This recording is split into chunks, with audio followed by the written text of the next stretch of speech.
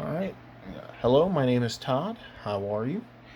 Today I'll be talking about the question 29 from the exam. So to specify for A, we are trying to find the induced current from the field from the uh, one moment. Let me just look at the problem real quick. I was trying to do this without looking at the problem. Yes. Find the induced current from the circuit moving through a magnetic field. So A asks us to find the induced current as it's entering the magnetic field, in which you then uh, find the derivative of the EMF via E, as well as I being just the induced current in this case. And we find the induced current to be 0.225 amps before the circuit enters the magnetic field.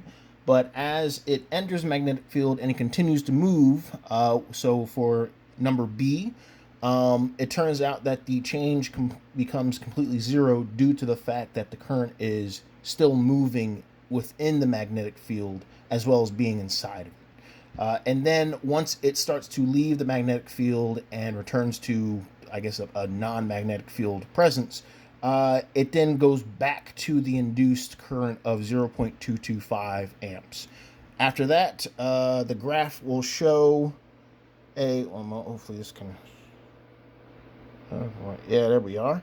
The graph will show a simple time graph in which the induced EMF is high and then it becomes zero as it goes inside of the magnetic field, and then goes back to being I, which I don't know why I put it down there. A simple fix.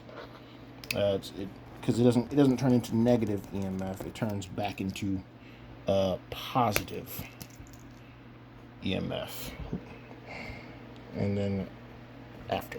So it becomes 0.225 amps, then goes to zero, and then goes back to 0.225 amps to indicate the actual time which it took to then pass through that magnetic field. This is Todd. Panther ID is 623-6580, and that is this problem.